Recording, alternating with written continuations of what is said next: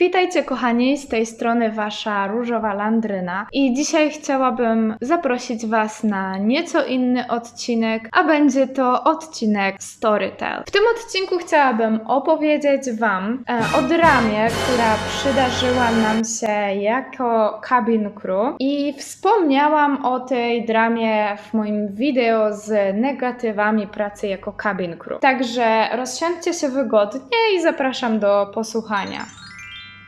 No to zanim wybuchła ta cała pandemia, mieliśmy takie plany wakacyjne, żeby wyjechać za granicę 2 razy w roku. Jedno na moje urodziny, jedno na Gotama. I w moje urodziny postanowiliśmy dotrzeć jeszcze dalej niż nam się do tej pory udało. No i wybrać się na przepiękną, egzotyczną wyspę Fidżi. No i zaplanowaliśmy wszystko. Bilety lotnicze, noclegi, cały plan rozrywki, żebyśmy nie stracili ani chwili. No i plan był taki. Kupujemy bilety do Sydney jako bilety pracownicze, po czym przesiadamy się na inne linie lotnicze i tamtymi liniami lotniczymi dostajemy się na Fidżi. Sprawdziliśmy na stronie rządowej Australii, że w moim przypadku z polskim paszportem nie potrzebuję wizy w sytuacji, kiedy połączenie jest tak krótkie, że nie spędzam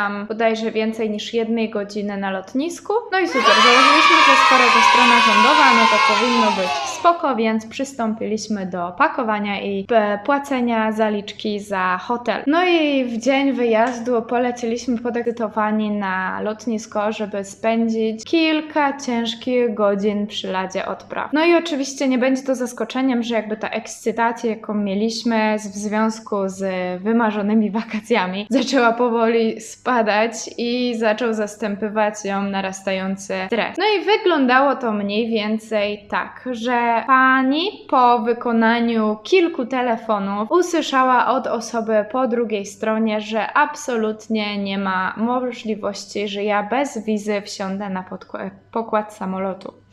No więc zaczęliśmy wyciągać nasze asy z rękawa, pokazywać pani stronę rządową i namawiać panią, żeby zadzwoniła do imigracji w Sydney, żeby potwierdzić info, które było na rządowej stronie internetowej. Pani tak też zrobiła. Dostaliśmy informację zwrotną z Sydney, że nie ma problemu, mogę wsiadać i lecieć. No i pani z powrotem zadzwoniła do tej samej osoby, która nie wyraziła zgody na wpuszczenie nas na pokład, żeby przekazać tą informację, ale osoba z drugiej strony linii powiedziała, że kategorycznie nie ma opcji i że możemy wracać do domu, jeśli nie uda nam się uzyskać wizy.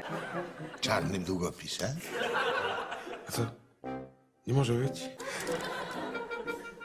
U nas, proszę pana, urzędowe pisma podpisuje się piórem.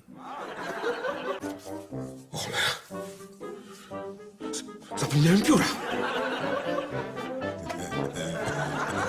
Spędziliśmy tam tak dużo czasu, że nawet jeśli ja próbowałabym dostać jakąś wizę, to nie byłoby szansy, że ja dostanę odpowiedź zwrotną przed startem tego samolotu. No i zmarnowani i rozczarowani wróciliśmy do domu, ponieważ wakacje były tak dobrze dograne, zadbaliśmy o to, żeby sprawdzić wszystko, co przyszło nam do głowy, żeby zaplanować wszystko. Mieliśmy popłacone wszystkie zaliczki, mieliśmy zapłacony ten lot z Sydney do Fidżi i z Fidżi do Sydney z powrotem. No i już nie będę wspominać faktu, że te wszystkie depozyty, które popłaciliśmy, straciliśmy łącznie około 2000 zł, także to nie jest tak, że straciliśmy jakąś 100 czy 2, a to naprawdę były dość spore pieniądze.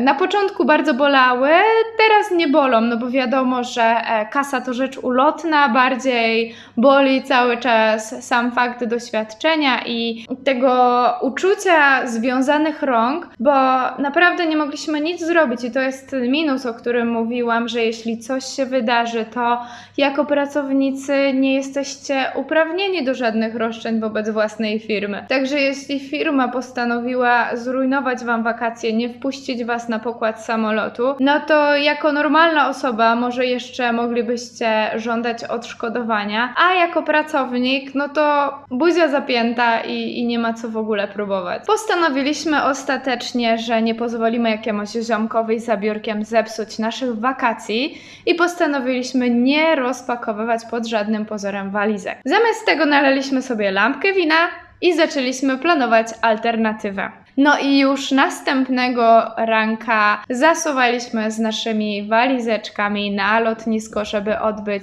nasze alternatywne wakacje. Znaleźliśmy biuro podróży, które współpracuje i posiada zniżki dla cabin crew, także udało nam się dostać Malediwy troszkę taniej niż taka cena rynkowa. I dodatkowo mieliśmy cudowne wakacje w raju na ziemi. Ja i tak uważam, oboje uważamy, że Fidżi byłoby cudowną alternatywą, ale też uważamy, że jesteśmy wciąż młodzi, jeszcze bardzo dużo podróżowania przed nami.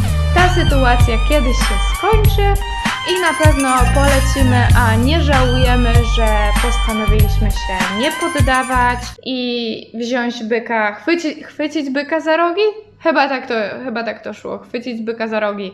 No i pójść z inną alternatywą i nie przejmować się jakąś biurokracją, tylko stworzyć sobie inne okoliczności do własnego szczęścia. Pamiętajcie, kochani, żeby również się nie poddawać i nie pozwolić jakimś krawaciarzom zepsuć Wam Waszych wakacji. Najlepiej jest znaleźć alternatywny sposób działania, zamiast poddawać się frustracji.